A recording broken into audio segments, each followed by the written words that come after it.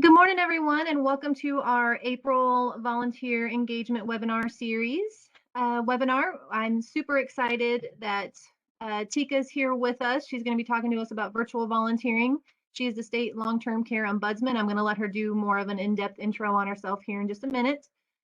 Friendly reminder, this is being recorded. And also, I do want to say, by no means is anything that either I or Teka or any of your colleagues suggest that you implement in your volunteer program is mandatory. These are all just best practices, and we do want to make sure that if you want to implement any of the examples or practices that Teka mentions, that you talk it over with your supervisor just to make sure everything works well at your level. So Teka, thank you so much for talking with us today, and I'm going to turn it over to you to share about this really great opportunity. Wonderful. Well, good morning, you guys. I see a lot of familiar faces and names. Thank you for having me. I feel a little out of my depth because some of the wonderful ombudsmen that are actually here right now probably could do this presentation way better than I can, but I'm going to give it a go this morning. Good morning. I'm Teka Moten. I am the State Long-Term Care Ombudsman. I am going to be sharing today about virtual volunteering, and so let's jump right on into it. I am a native of Memphis, Tennessee. I'm a graduate of the University of Tennessee in Knoxville. I have a master's in public health from TSU. I also have a designation as a certified dementia practitioner, as well as a PAC coach certificate through Tepa Snow's program. So I got to spend a wonderful 2 weeks being trained by Tepa Snow and her staff. From there, well, that was actually after I did some work with the Alzheimer's Association. So shout out to South Central Tennessee. That's where I began my start in aging. I've served as the advisory council, served on the advisory council for South Central Tennessee way back when, as well as a volunteer ombudsman prior to stepping into this role. I did a little work in the project director capacity for our Tennessee Person-Centered Music program prior to the vacancy. I've done a lot of training and a lot of different grant writing and early stage engagement programs and everything from respite grants in the whole 9 yards. So I've been in the aging and Alzheimer's field for quite some time. I've had the pleasure of being featured on National Public Television's Aging Matters series, and I'm actually working now to get some of my staff featured on a series about COVID coming up. And here recently, I got the opportunity to testify before Congress, our Senate Finance Committee, on the tragedy of COVID on March the 13th, which was St. Patrick's Day. Very interesting experience. Very happy to be able to share out from the perspective of an ombudsman just what went on during COVID. And of course, virtual volunteerism became a need. Hey, Vicki. Became a need for us as we dealt with COVID in those unprecedented times. And so about 50% of y'all know what an ombudsman is, but for the purposes of those that don't, ombudsman is Swedish for the word representative of the people. Bottom line is that we are advocates. We are by the bedside advocates for our residents and licensed long-term care facilities. Those facilities are SNFs, or skilled nursing facilities, commonly known as nursing homes. ACLFs, or assisted care living facilities, commonly known as assisted livings. And then RHAs, which are residential homes for the aged, commonly known as care homes. We work to ensure the rights of residents at the bequest of the resident. We are fortified by the Older Americans Act, which means that what we do, although we do it out of the State Unit on Aging and contracting agencies, it's fortified by federal law. So we are not there to make facilities or families happy. We're there for the best interest of our residents. Sometimes we get a little bit of flack for that, but we keep on trucking. Our program consists of 16 full-time staff members and 200 volunteers that work throughout the state. And we resolve thousands of concerns ranging from facility-initiated discharges to issues of dignity, POA or power of attorney issues, which have come up in light of things kind of going back to normal here recently. And during COVID, we did a lot in the way of compassionate care advocacy. And that is making sure people were able to be with their family as they drew their last breaths. And that was definitely some work near and dear to our hearts. So just really quickly, what do you do if you see a problem with the care that your loved one is receiving or the care that someone's receiving in the facility? You can contact our program for a complaint investigation to be started. From there, you want to make sure that the appropriate person is contacting us. We have to gain consent from a resident, a POA, or a medical surrogate in order to provide the confidentiality we need to move forward with getting the paperwork we need. Also, you're able to reach out to the District Long-Term Care Ombudsman. Several of them are in the building on this evening. I like to say that, or on this call, and let them know your concern, because they are going to be your point of contact. They know the area, the residents, the facilities, the admins, and all the other players way better than we do here at the state level. And know that the DLTCO, or District Long-Term Care Ombudsman, will work to resolve the concerns that you have involving residents' rights, included but not limited to some of those things that I just mentioned. All right, so that's just a little commercial about what I do every day here at TCAD. Now back to our regularly scheduled programming. So what is virtual volunteering? A volunteer is an unpaid person who completes a task, short or long, in whole or part, off-site from an organization, using either the internet, phone, telecenters, work computers, or other connected devices. This is also known as online volunteering, micro volunteering, crowdsourcing, digital volunteering, and online mentoring. These tasks can be one-time commitments. They can be cyclical. They can be things that are going to happen over long terms, and they can take many days and sometimes mean an ongoing commitment. Volunteers can work alone or as part of a team. Some of the tasks that, and on the left side of the screen, so I'm going to list out some of the virtual volunteering tasks, and I'm going to talk a little bit about the Ombudsman program because I want to share it from our lens in terms of what of the work that we did. One of the big tasks that we had volunteers do was research subjects and monitor the news. We wanted to make sure we were catching any outbreaks that were happening, particularly the ones that slipped through health and were being reported by the media. We had a lot of volunteers, and that took place particularly in the Memphis area and Upper Cumberland. We had a lot of volunteers make masks for facilities. And this was something that was done earlier on during COVID.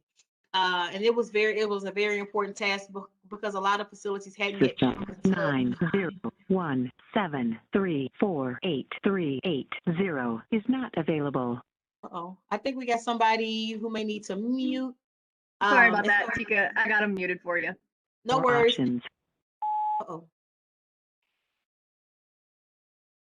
Okay, all right. And so I think, and then another one of the important tasks that we had was the translation of documents. Typically, when we get them here in Tennessee, we get them in English and Spanish, but we have a huge Kurdish population. We have a huge populations from other countries. And so we used a lot of volunteers to help us translate necessary documents. Our volunteers did a lot of telephone reassurance, which was super important because they could not go inside facilities. We were met with a little bit of hesitancy there, but I think that there was an important aspect that our program needed earlier on during COVID. There were volunteers that wrote letters to residents in the shut-in. I want to thank Sydney and the many volunteers that made that happen. I think their program was just of the utmost importance, and I'm glad that we were able to work to get that done. We had volunteers that helped to manage other online volunteers. And we also had volunteers that worked to help us edit proposals, press release, and other articles. And so some other examples of virtual volunteering tasks include moderating online discussion groups. I know that happened in several other states. Here in Tennessee, we did not get into the nitty-gritty of doing social media just because we are a relatively small program in comparison to other Southern programs. We created a number of activities. Our program developed an activity book that was sent out to different nursing homes. We've had Ombudsman participate in podcasts and other types of events. And so not necessarily for volunteers, but there's some other things that you see here that are virtual volunteer tasks that can be done to kind of help with the capacity and the scalability of your programs. And so the different types of volunteer tasks, which is kind of intuitive to you, is probably short-term, long-term, cyclical volunteers, group volunteers, and then high responsibility, high skill volunteers. So it's important to know, which level of volunteerism you need, right? And so oftentimes we would develop something that would show people, hey, we just need you for a one-time event. There would be folks that we needed to come roll posters so that we could get them out to facilities. Those would be people who would be stuffing activity books. We just need you one time. Longer term are people who are going to go through a 24-hour training with our program. and become official certified ombudsman. Cyclical volunteers are more so interns. And so those aren't people continuing to come back, but us picking up people. And so I guess this would ebb and flow a little differently depending on what needs your program had. Groups of volunteers are very important. They can range from groups like AmeriCorps to church groups that are going in and working to do different tasks that you need. You can get as creative as you need. I find oftentimes that college students who need course credit are my bread and butter right about now, right? And so I am racking them up and stacking them up where I can, because I would love for them to be the ones that go back into facilities when and if we can get them appropriately trained. And finally, you have high responsibility, high skilled volunteers. These are people who know Canva, and these are people who know how to write a press release. These are people who have certain skills that I need that are actionable in terms of getting a particular task done. And these folks are definitely not any more important than the other volunteers, but they definitely take on a life of their own, and that you're able to give them more autonomy, share the vision of what you really want for your project, and have them to work through it. So I want to share a few myths that come up in terms of volunteerism. And I think as someone who works in government, we've learned over the course of COVID just how important it is to make the transition of going into virtual volunteerism. And not to tell all our beeswax at TCAD, but one of the interesting portions was figuring out how to work around the actual policies that we have, or program instructions, things of that nature, so that we could do virtual trainings. As a matter of fact, the Volunteer Ombudsman Representative Program, so our VORs that have long been trained, we just finished our reentry training. Was that 2 days ago? Is today Thursday? All my days running together. So 2 days ago, we did a training, and I'm going to pull from that examples of things that happened over the course of that training as I go throughout the next few slides. And so we also, I'm not looking to steal anyone, but we also have a training coming up May 12th and 13th of a statewide volunteers. And so I'm really excited about that, because COVID has just forced us to really learn and shift and be flexible. So one of the first myths associated with virtual volunteering is that it's a relatively new concept. The truth of the matter is, virtual volunteering is not a new concept at all. It's more than 30 years old. It's just as old as the internet. There are thousands of organizations that engage in online volunteerism, and probably millions of online volunteers.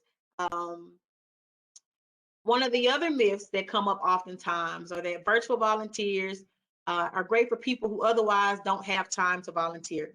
This one is of the utmost importance, because volunteering takes time, and virtual volunteering, excuse that typo, even micro tasks take real time. It's not for when you might have some time to volunteer. It's for time you've made to volunteer, and understand that this is a real commitment. And so organizations like TCAD, we count on our volunteers to come and work with us. Nutrition, so our Meals on Wheels, Lacey does an amazing job coordinating.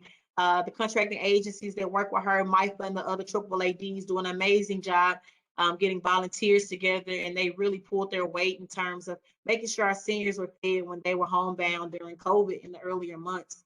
Of course, volunteer engagement.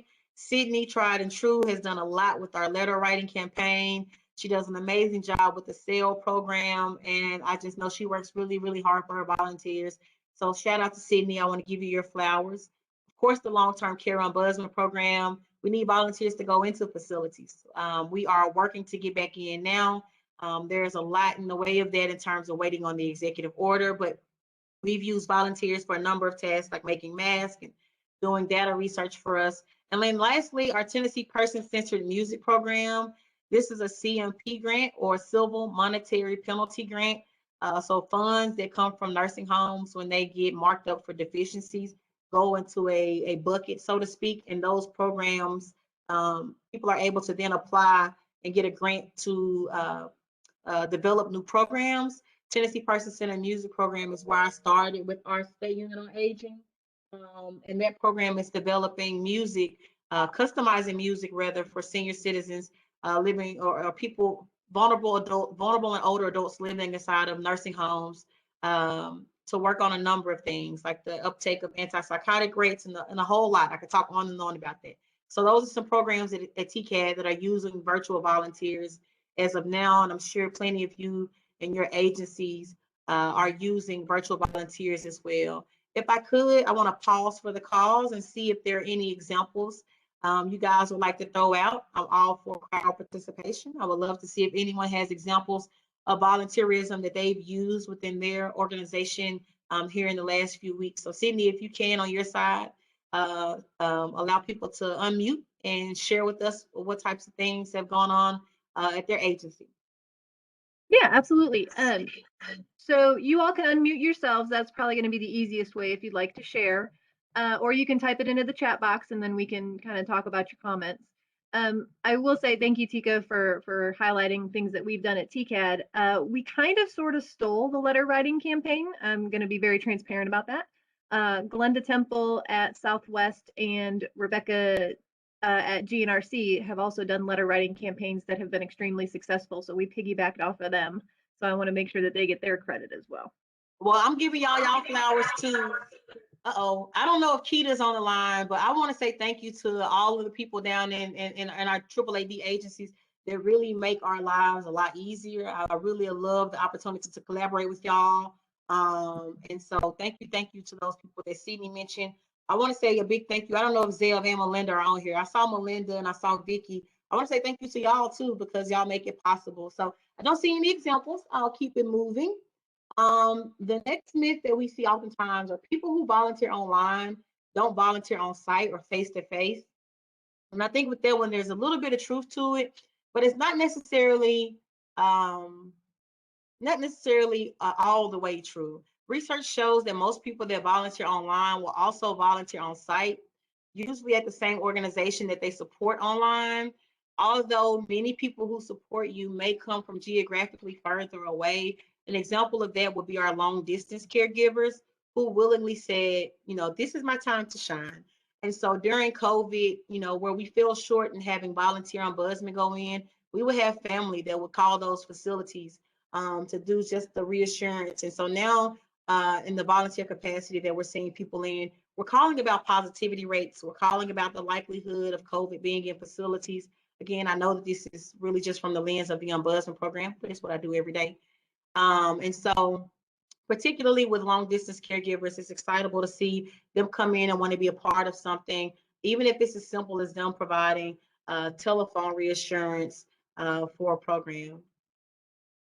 All right. The fourth myth is online volunteers engage primarily in technology related tasks. Well, there's some truth to that, but not altogether. One thing that I firmly believe in is meeting people where they are. With that being said, most tasks are not going to be tech related. We do oftentimes need something that's more so centered around administrative tasks and can be done through snail mail, like the letter writing campaign, like language translation. We've had older people write those. And then press release development. Right now, I have an intern working through getting our VOR, our statewide outreach done. So my Mid-Cumberland folks and my Edinburgh folks and my Southwest folks, they usually have it down pack on their own and they have a bigger staff. And so for some of those other places, we really work to use our volunteers and our interns to put them in a position to help us build capacity so that we can take on those volunteers, onboard them, recruit them, train them. And I almost went into orientation, but I realized that is the next topic, Sydney, so I won't. But it's really, really important that, we orient our volunteers. And on the ombudsman side of things, we once had a requirement of 16 hours. That requirement has now been lifted by the feds to 24 hours. Although we're going through a global epidemic, we were not given any breaks. And so we had to become creative. It goes back to being flexible. And for us, that meant developing an 8-hour course, or California developed an 8-hour course that we could use as pre-work. And so that engagement part is particularly important, but the onboarding part is important because the morale that you build there, the impression that you give there, they're going to be important for people to stick around. And I am coming to the end of this PowerPoint. I have plenty to say before I go, but one thing I want to say that's important is engagement has been the key. And I don't know if my ombudsman know this, but we have been one of the states that retain the most volunteers throughout COVID, because a lot of them were fearful. And we did that through what I told the TCAD staff on yesterday: consistency and charisma. every week I met with the ombudsman. Starting in April, we've met weekly. And then beyond that, we've met bi-monthly with our volunteer ombudsman. So we've let them know what's going on in terms of the COVID numbers, in terms of significant trends we've seen, in terms of CMS or CDC guidance that has come out, so that they were able to knowledgeably advocate for things that were going on. We let them know about different meetups to make masks. We let them know about opportunities, to participate in doing data entry, which is my most favorite thing in the world to do. I'm kidding. And so in wrapping up, I want to talk about some of the growing pains of getting the virtual volunteer program off the ground.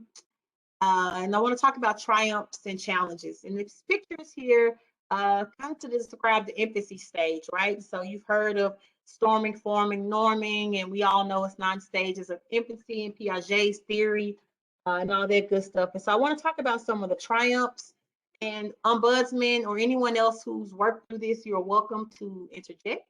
Some of the triumphs have been improving our volunteer engagement and morale.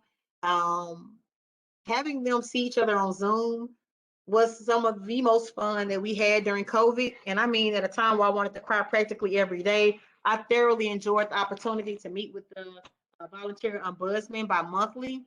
We had a lot of fun with it because we have one agency, and I won't call any names, that bolsters a larger volunteer presence. And so they kind of bully the rest of my agencies, but we're working on building everyone up from a capacity standpoint. Another one is to enhance, learn, or teach new skills. So a lot of people learn to make masks. They learn to sew them. They learn to create them from socks. They learn a lot of different things from other volunteers. I love the intergenerational aspects of that. In terms of teaching new skills, I'm sure my staff and some of their more skilled volunteers have learned a lot in the way of filtering down Excel data, because that was something that we were having to go out and do on our own to get our positivity rates right. And so I did a number of trainings on that. Same thing goes for looking to see what facilities were dealing with COVID, on tracking our vaccinations, the whole thing there.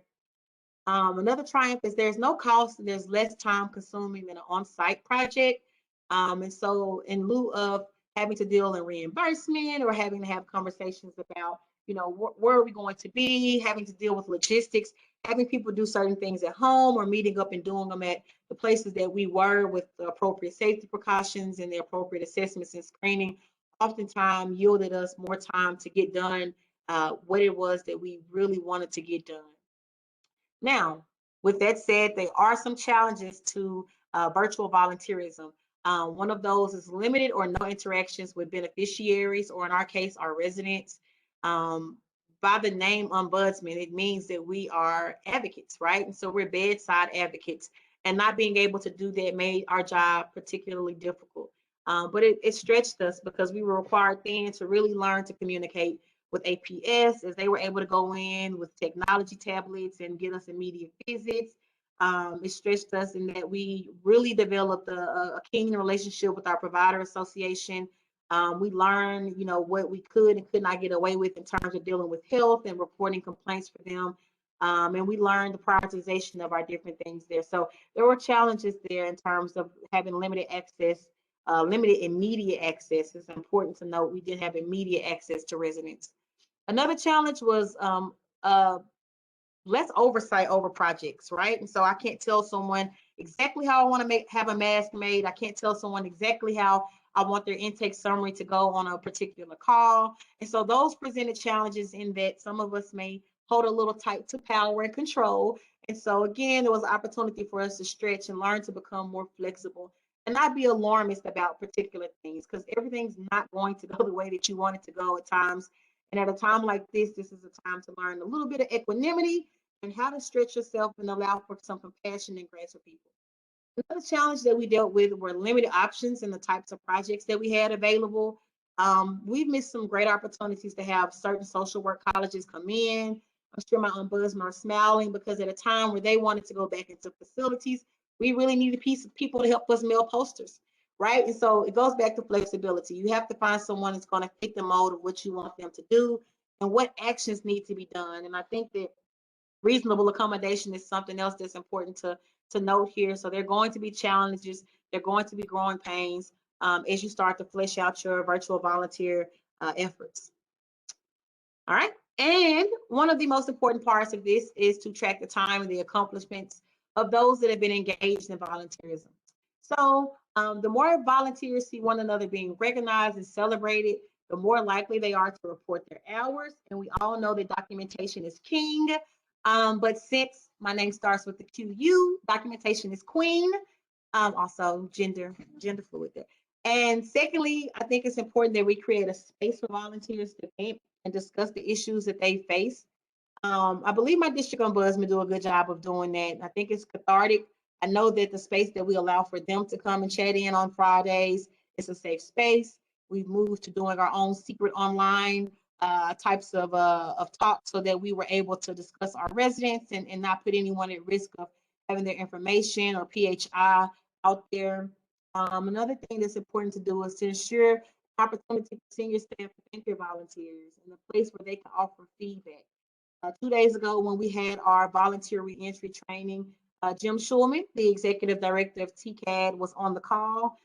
He started us out with a very gracious welcome and got an opportunity to see our volunteers and know that we are in fact working at the Ombudsman program. And lastly, we encourage picture sharing of volunteers in action. We got a number of people who did selfies while they made masks.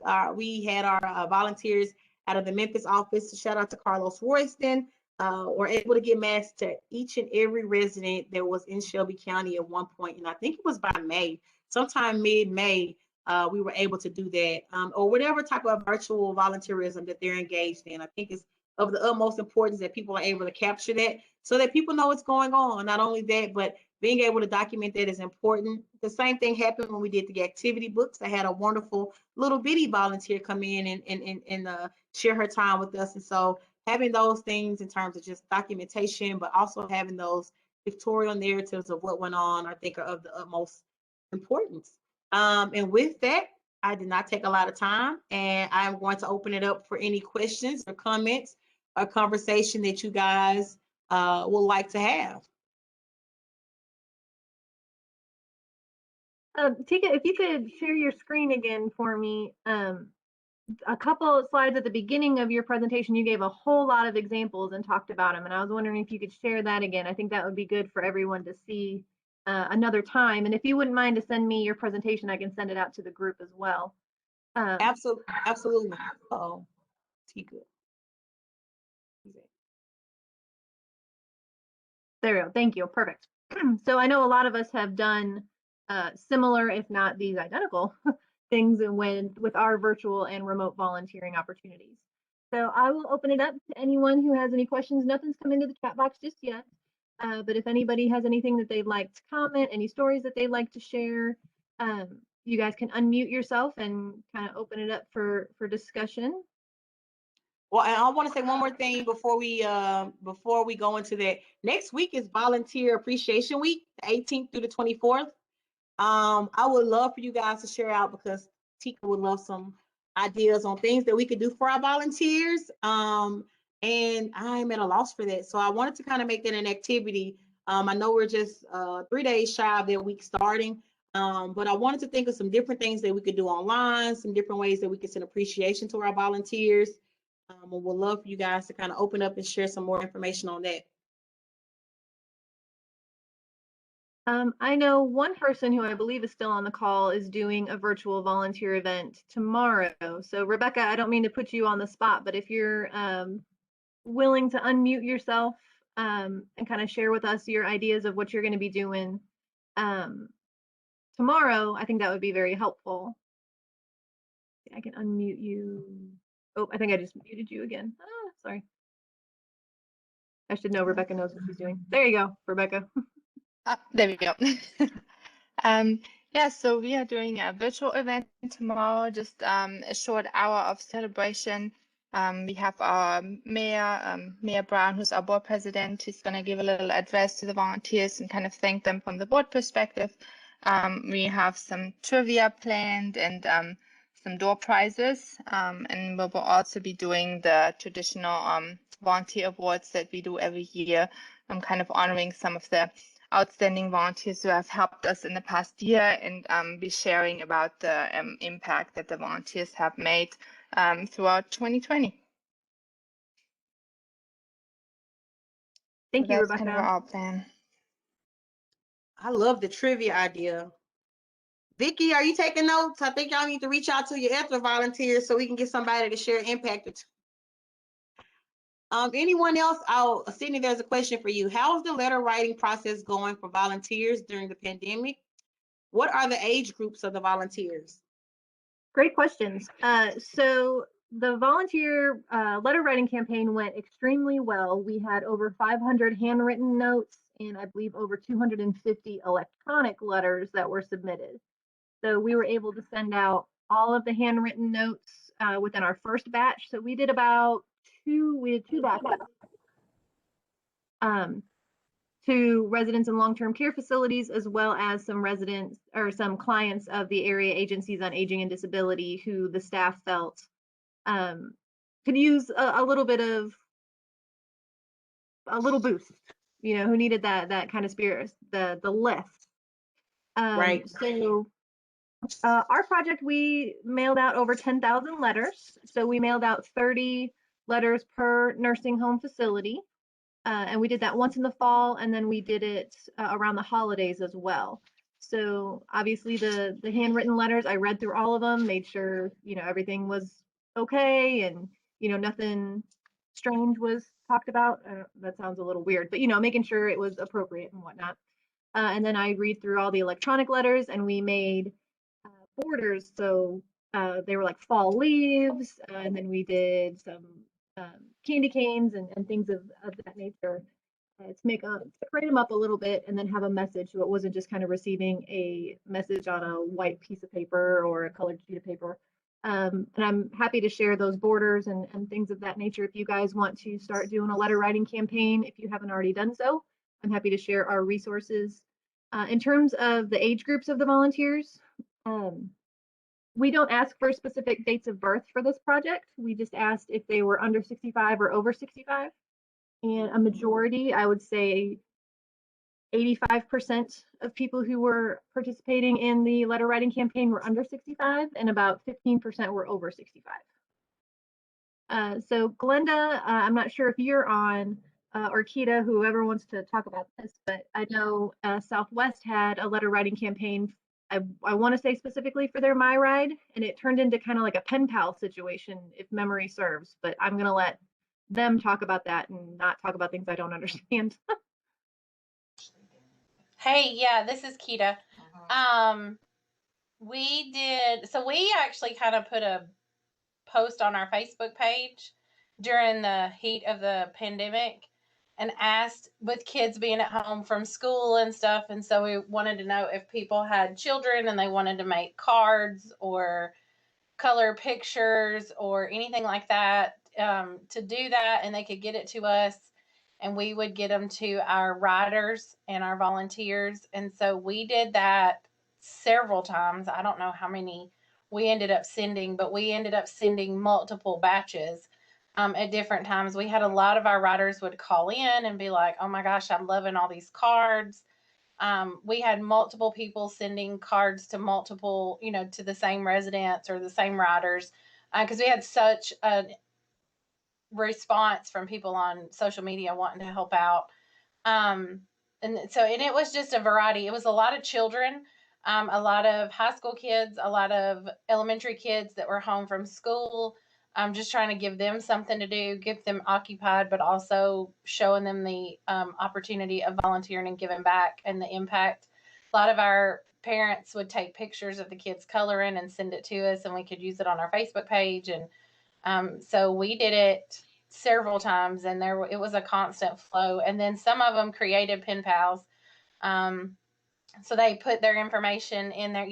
We left that up to them if they wanted to do that. And then the client would receive it, and then they would write back. And so we did have one in particular that her kids were writing to a couple of ladies, and they were talking about their gardening, and the kids learn some gardening tips, and they were sharing recipes back and forth, and the kids would get excited when they get stuff in the mail from them. So it became a really good thing to see unfold and to watch happen.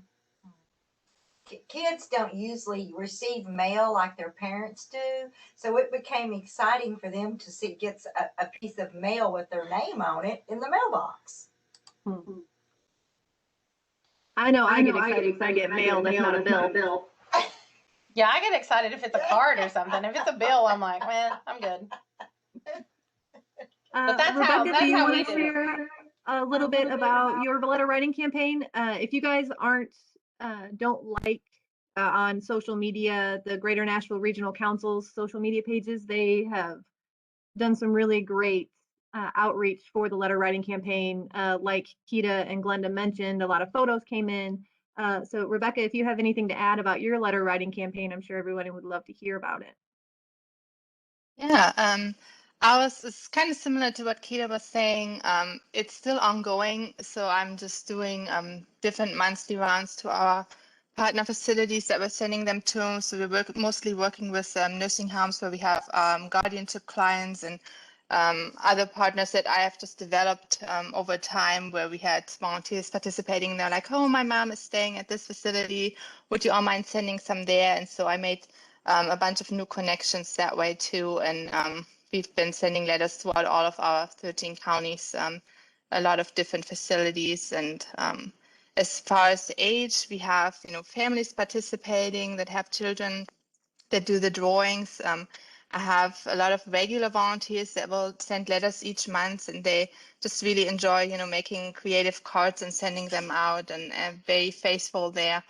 And then I have, a bunch of students and other people who need community service hours, and they're just looking for a way to do some virtual projects. So we've had a lot of groups, several employee groups too, like HCA has had, multiple groups of employees who have done campaigns and just made really fun letters. So it is, somebody's asking about logistics involved with all of this and how it works. It does take a lot of time to kind of give everybody the directions and get them to write the letters and then send them to the correct addresses and all of that. So it does take a significant amount of time for me each week to go through and answer all these emails of all the people who want to participate. But we have sent a couple thousand letters so far, so I don't want to give the exact number if anybody is on here that's participating in trivia tomorrow, but we've sent a lot of letters. And it's been a lot of fun to see the responses from the residents and some of the pen pal relationships that have developed, and volunteers being eager to get more people so they get letters back and can send letters back again. And it's really fun to see how positive of an impact it has made. Great, thank you, Rebecca. I'm going to get to Carlos in a second. So Carlos, if you can figure out how to unmute yourself, Tika's going to put you on the spot. But we did have a follow-up question about the letter writing campaign. What was the process like for getting started with those letter writing campaigns? So I think we had a similar process, but I'll let Keita and Rebecca jump in on this question as well. Ours was, we had a list of about 800 volunteers at the time that we had recruited for all sorts of programs during COVID. So I was able to send an email after we got the logistics done on our side. So we said, okay, we know we're going to do 30 letters per nursing home. We have our list of nursing homes. So we had all that figured out. So you want to make sure that you know who you're going to send them to, roughly how many letters you're going to need. So that way you can anticipate, if you only have 10 volunteers who are going to do 100 letters, but you need 1,000, you might have to, grow your recruitment base. So knowing kind of what to expect on the front end. And then looking at your current volunteers as well as your social media and other outreach outlets like the newspaper or TV, radio, things of that nature to get the community involved. We really didn't have that in-depth of a screening process for letter writing because it wasn't, at least for us, we weren't sharing any information about the clients with our volunteers. So all the volunteers would send letters to me and I would send it out to the facilities. So there wasn't any HIPAA information being exchanged. So we didn't have to do, background screenings necessarily for all of our volunteers. We pre-screened all of the letters, so that was kind of our safety as well. So Keita, Glenda, any additional thoughts to the process of that? And then Rebecca, when they're done, you can jump in as well. No, we knew how many clients we had because we specifically did this for our My Ride campaign. And so, like I said, we just put a ploy out on social media. Hey, we want to, our clients are being isolated. We want them to make sure that they're, have some kind of interaction. If anybody's willing to do it, let us know. And they sent everything to us, and then we turned around and sent them out again. So we weren't sharing information. And again, I don't know that we read through every letter, but most of them were pictures or like the construction paper things that kids did, because a lot of it they were letting their kids do it. And then they included their personal information. We said, if you want them to be a pen pal, you're welcome to include your information. And then the clients took it upon themselves to write them back. So then at that point, they shared their information, but we let them do that on their own. We didn't share information with anybody, but that's kind of how we did ours as well. Glenda? Yeah, it was the same way. There were high school students that needed volunteer hours, and some of their grandparents were volunteers of our My Ride program, so we connected them that way. And we even had a sorority as also that needed some volunteer hours, and it connected, it flowed beautifully. We had no issues whatsoever, and actually some of the older kids actually showed up at some of the clients' homes and did yard work for them in the summertime. So we just kind of, when we got them, we went through our list and we would mail them, go through the whole list, make sure everybody got one. If we had extras, we'd just start the list over again. So that's why I was saying some people got multiple cards. We just tried to keep it flowing as long as we got stuff coming in. And then if they created relationships outside of us, that was even better.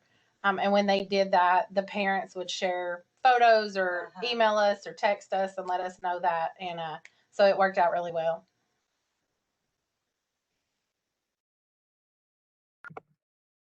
Rebecca, anything Yeah, to add? same here. It started with the volunteer base that I had, and then it kind of multiplied from there. People were telling other people, and I just put it out there, and we just got a lot of responses. I think, especially during the initial shutdown, people were just looking to do something because they were bored being at home too. So it just really took off kind of on its own. I see the question. It's like, explain your recruiting process. We really relied on social media because we couldn't get out and be face-to-face during the pandemic. So we have a Facebook page for our My Ride program. So I would post something on the Facebook page for My Ride, and then we would have myself and then Glenda and then people within our AAAD on their personal Facebook pages would share it. And it kind of took off from there. And I know I'm friends with a lot of school teachers. So then they would share it. So then the parents would see it. And so that's kind of how ours multiplied. We weren't picking up the phone and calling people and asking them to do it. Ours really started with social media. So we really relied on the social media a lot. And then, like Glenda said, a lot of the grandchildren of our current volunteers were looking for hours and things to do. So that's how we recruited, I guess you could say, hours. This has been a really great conversation, and I don't mean to stop it, but I do want to give Carlos some time to talk about his project. So Keita, Glenda, and Rebecca, if you guys wouldn't mind sharing your email address in the chat box, so that way if anyone has any follow-up questions or wants to know a little bit more about the process, they have your information and they can reach out to you. Would that be okay? Look at us building networks. I love it. Carlos, if you can, there you go. You're unmuted. If you want to share Teka's question, that would be wonderful. Sure. And good morning, everyone. I just want to just say the Mask for Residents campaign was indeed a campaign that we started back in March when COVID first hit Tennessee. Basically, our volunteer program, the Volunteer Ombudsman representatives, could not go into facilities anymore due to COVID. So one way that we would made sure that we could keep them engaged was to start this campaign for Masks for Residents. Basically, they would reach out to their communities, reach out to their friends, civic organizations, churches, whatever organizations they are a part of, and also their family members to galvanize people to get masks into nursing homes as soon as possible. Through that whole effort, we secured over 2,500 masks that went to 4 counties that we serve: Shelby County, Tipton County, Lauderdale, and also Fayette County. I am excited to say even today that through that effort, the community is still supporting those area nursing homes with Masks for Residents. So with that, we used the volunteer ombudsman representatives as part of the recruitment for making sure that we can get masks into the nursing homes during COVID pandemic, and they're still continuing to do that. We also utilized social media as well for those who are interested, because we did have an influx of people who wanted to do something for residents and nursing homes during that time. So we utilized them in also spreading the word and getting masks into the nursing homes that way.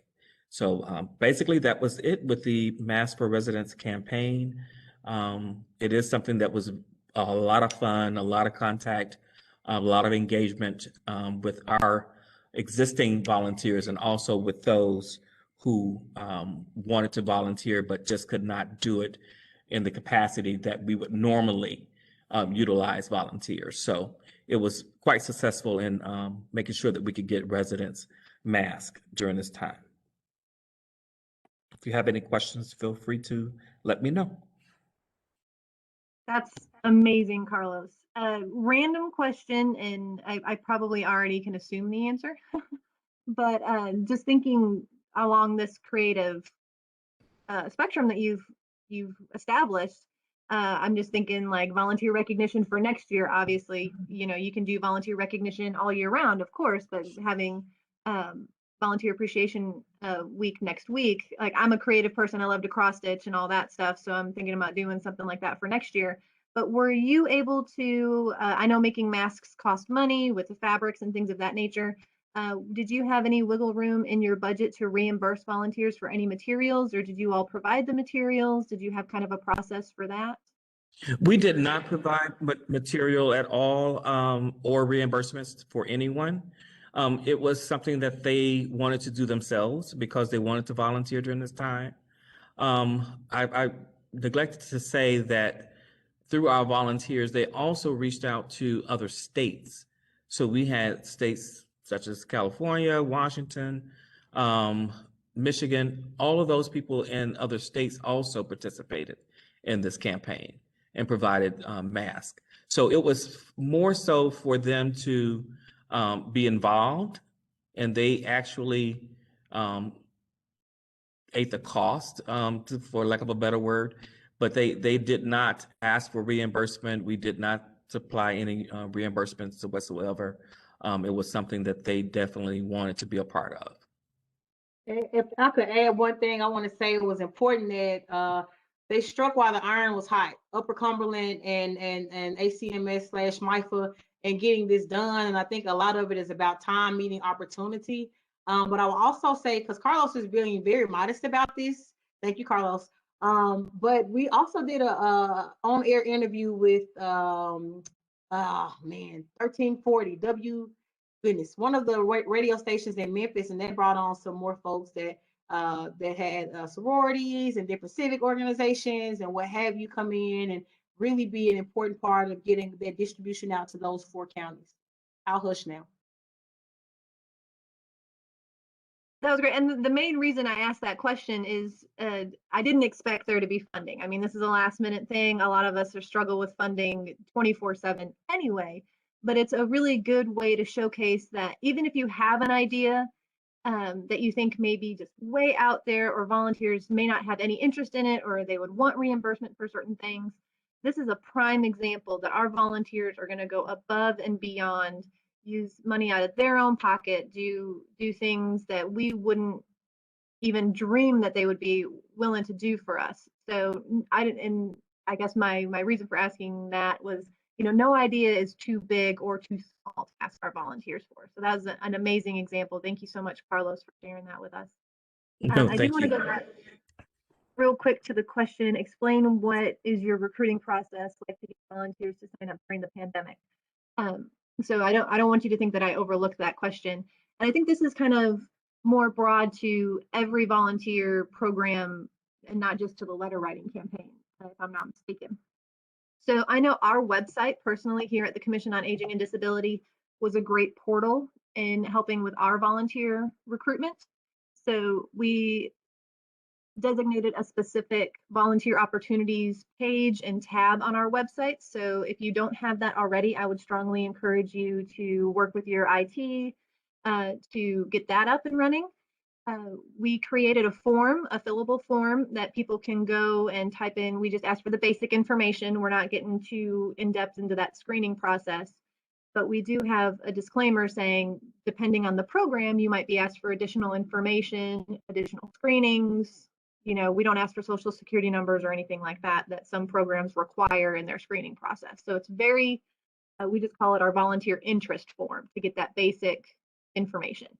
And we also have the categories or the programs that people can volunteer for. So we have meal delivery, food box packaging, telephone reassurance through our Care Through Conversation program, our COVID-19 telephone support volunteer opportunity. So we don't have everything just yet. So we intentionally, and Teka, we can update this if you would like, we intentionally left off programs like Ombudsman and Guardianship when we did our initial push because we knew volunteers wouldn't necessarily be able to go into the facilities.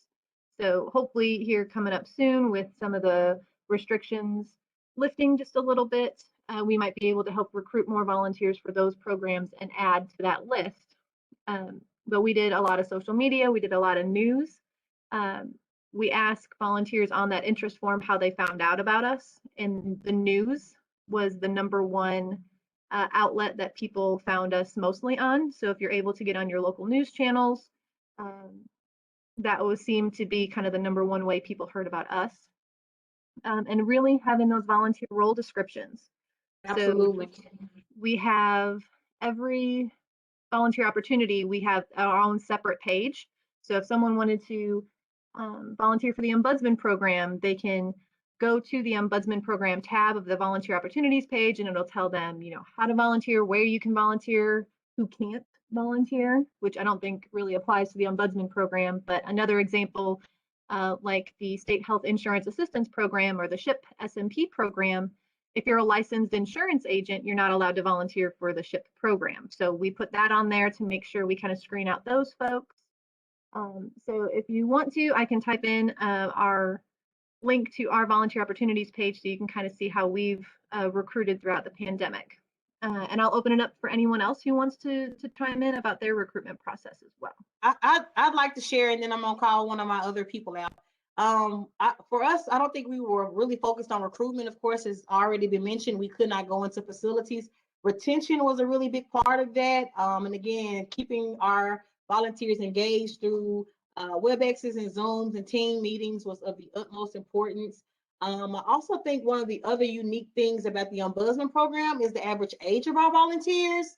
So nationally, the average volunteer Ombudsman representative, or VOR, is 70. In Tennessee, they are 72. So these people read the newspapers. And so I will say Melinda probably knows best. She's done a number of individualized county not press release, but I guess newspaper snippets. Melinda, if you want to unmute yourself and share a little bit about what you've done for the greater Nashville, Mid-Cumberland area. I'm sure people would love to hear it. You have an amazing snippet that I found, and I'm copying and doing 90 times to send to all the newspapers in and around the state of Tennessee. So Melinda, if you're there, please feel free to share just some of the recruitment things that you've done, because you guys were still able to have several volunteer trainings even in the midst of a pandemic.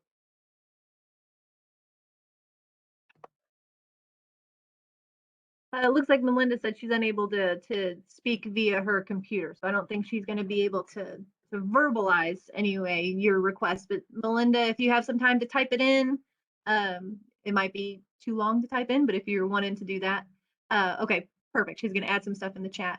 Thank you, Melinda. I want to give her flowers because they were really still able to recruit and have people come in. And you know, we learned some hard lessons because at one point in time we were still trying to do some things in person. And so with the caveat that, you know, we knew that there were dangers around there, but right after we did that training, we went into our program instruction. Oops, Tika, we lost you. So, just saying, that program is how we learned that we needed to transition to a fully online, and needed to make the particular strides to align with policy, so that we were able to do our volunteer trainings online. Great. Carlos, if you wouldn't mind putting your email address, if you're comfortable, into the chat box. So if anyone has any questions or would like some insight on the mask project that you created, if you wouldn't mind sharing your email address. If you're comfortable, if you're not, that's fine too. Will do. Thank you.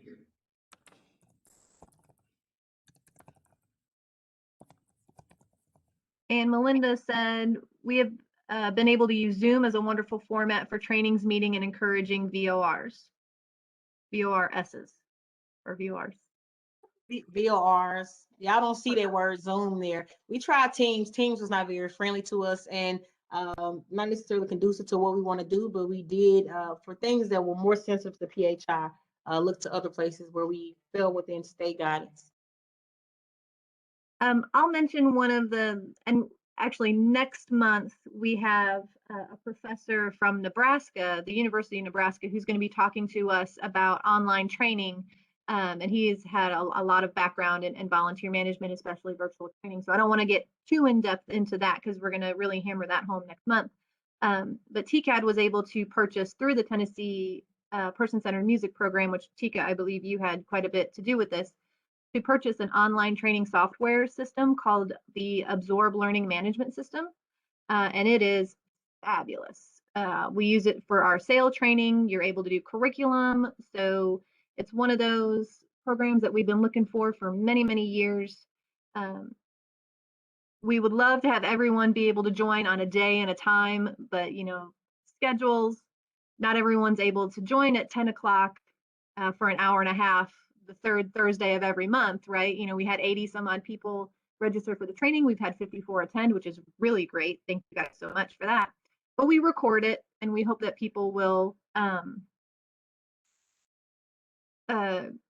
go back to the videos and watch them, but we can't guarantee it. So our online training software, people are allowed to train at their pace.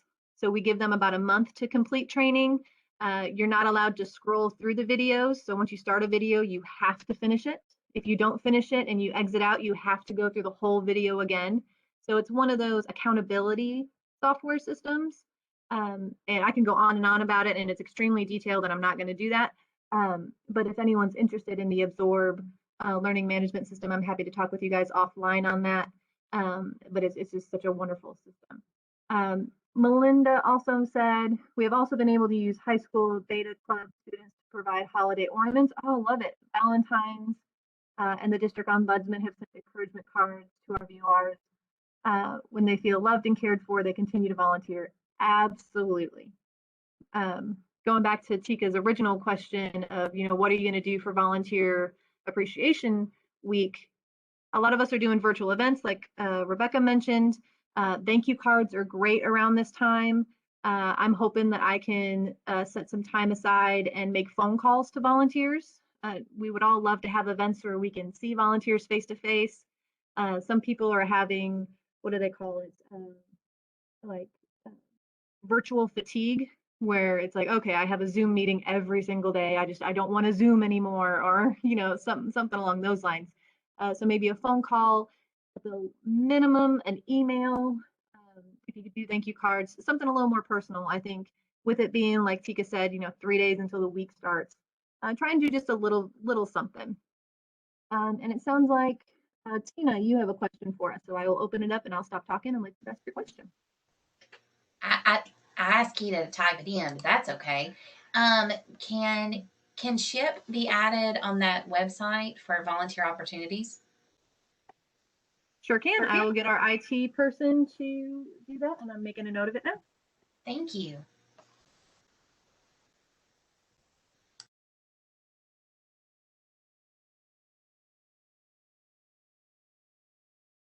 Sorry, that was really quiet when I was taking my note. Anybody else? Any other comments, questions for Teka? Teka, anything you, well, one last thought that I had as well, that Teka also mentioned as she was wrapping up. Virtual volunteering is not going to go away. Even when, you know, the pandemic's all over and everyone's vaccinated and things go back to quote unquote normal, who knows what the new normal will be. I do think that virtual volunteering is still going to be a really important component that we continue. It can get us a lot more volunteers to do a lot more things. Of course, Teka, thank you for keeping this slide up. Everyone's getting a lot of really great creative ideas of things that they can implement. But it's important to not have the mindset of, oh, great, and you know, in 6 months we don't have to worry about this anymore. I think in terms of virtual training or virtual volunteering as well as virtual training, I think we're going to see this continue for many, many years to come, if not it being the new normal of a lot of our volunteer activities. So Teka, I'll let you wrap up so we can stop the recording, and then we can kind of hang out for more questions afterward. Well, thank you for the opportunity to come before you guys and present. I know that a lot of you are the boots on the ground. So again, I want to say thank you. If there's anyone on my team that I failed to make mention of in your efforts, don't hesitate to put it in the chat or yell at me on our call tomorrow. I really want to say that, you know, volunteerism is important. It's out of excess a lot of the times. And so oftentimes people don't mind eating the cost, but it's about meeting people where they are, not making them feel as though they have to do a task beyond their means or do anything that's too menial or something that's too challenging for them. And so as people who work with older and vulnerable populations, I thank you for the grace and mercy that you extend to people. And I wish you well on the journey to create efficient and effective volunteer programs that will help us to further engage with our older adults here in Tennessee. Thank you, Sydney, for the opportunity to present. I really appreciate it. Thank you, Teka. It was great. I love that we were able to have such an open discussion and conversation about things going on. Just a friendly reminder, our next webinar is going to be Thursday, May 20th, and we're going to talk about online volunteer training, creating an experience they'll remember. So we'll have Dr. Paul Polkowski, I hope I said that right. He's an author, speaker, educator, and he's a professor at the University of Nebraska. So we're getting some people from outside of the state to get some new perspectives on some volunteer topics. So I'm really excited to have him join us. Thank you all so much again. I'm going to stop the recording and then we'll hang out for a little bit longer if anyone likes to talk.